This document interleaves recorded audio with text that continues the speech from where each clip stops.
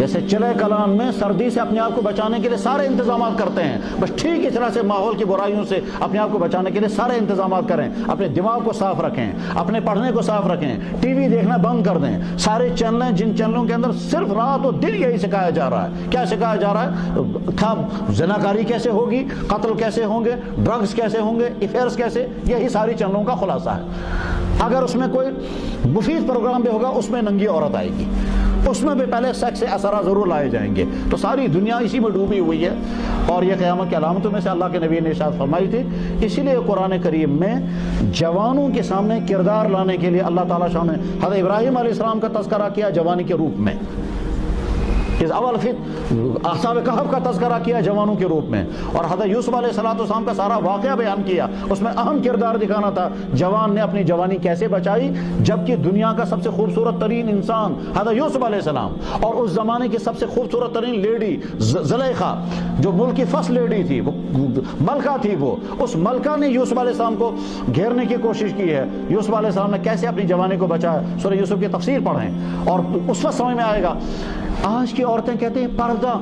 یہ ہمارے لیے مصیبت ہے، اللہ اکبر، مغلوں کی بیگمات سے زیادہ ماڈرن عورت کون سی ہوگی آج؟ لیکن مغلوں کی عورت نے بھی کبھی بے پردگی نہیں کی، حتیٰ کہ جہانگیر بادشاہ دربار میں بیٹھتا تھا، اس کی بیوی نور جہاں کوئی دیندار عورت نہیں تھی مگر بے پردہ کبھی نہیں ہوئی، وہ بھی پردے کے پیچھے بیٹھتی تھی دربار میں، اور سامنے پردہ لٹکا ہوا ہوتا تھا، اور جہانگیر کے پیچھے بیٹھی رہتی تھی نور جہاں عورت جو سارے ملک کا نظام چلا رہی تھی، اور حکومت اس کے اپنے کنٹرول میں تھی مگر بے پردہ وہ بھی نہیں ہوتی تھی۔ آج لوگوں کے ذہن میں ڈال دیا تھا جو پردہ کر رہی ہے وہ بیکورڈ ہے، اور جو ننگی ہو گئی وہ فارورڈ ہے۔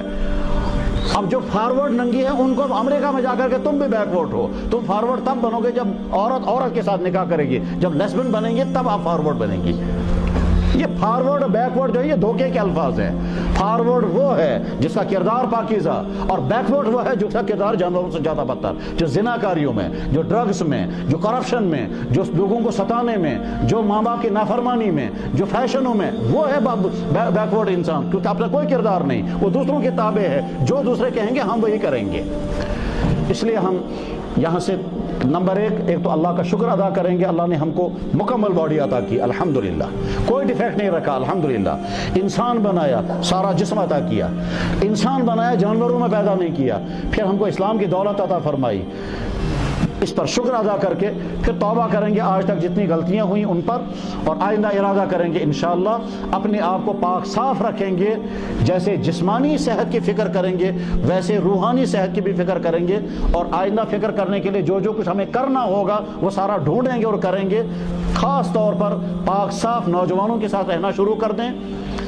بلکہ یہاں تک کہنا صحیح ہے اگر کسی کا سگا بھائی بگڑا ہوا ہو اس سے بھی دور ہو جائیں،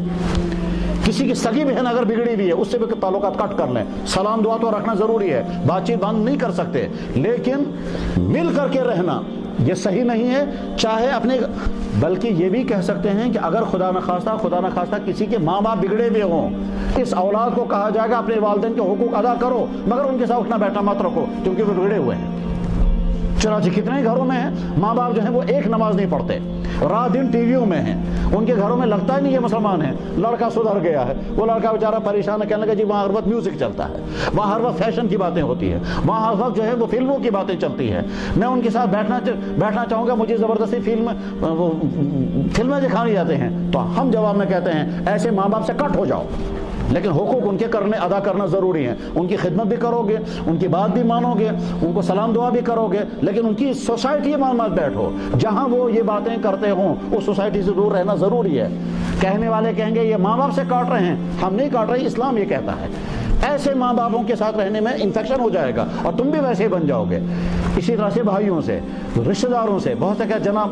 ہم کرتے ہیں مگر رشتہ دار کیا کہیں گے، جی بھائی ناراض ہو جائیں گے، نہیں، اپنا کردار زیادہ اہم ہے بمقابلے اپنی سوسائٹی کے۔ جب سوسائٹی ہماری رعایت نہیں کرتی تو ہم ان کی رعایت نہیں کریں گے اپنی جوانی کو بچانے کے لیے۔ تو انشاءاللہ نمبر 1 ہم اللہ کا شکر ادا کریں گے، پھر توبہ کریں گے اور آئندہ ارادے کریں گے کہ اپنے آپ کو بچائیں گے ان تمام روحانی بیماریوں سے جن ہماری بیماریوں میں پھنس کر کے ہماری زندگی تباہ ہو جائے گی۔ اللہ جل شانہ ان باتوں کو بولنے والے کے لیے اور سننے والے سب لڑکوں اور لڑکیوں کے لیے مفید سے مفید تر بنائے۔ وآخر دعوانا ان الحمدللہ رب العالمین برحمتک یا ارحم الراحمین، آمین۔